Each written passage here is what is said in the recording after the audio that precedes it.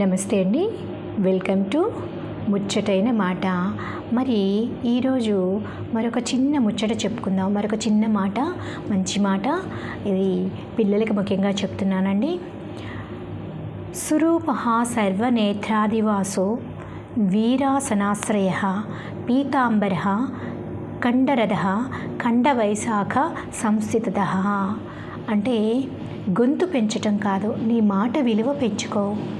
వానచినుకులకే తప్ప ఉరుములకు పంటలు పండవు.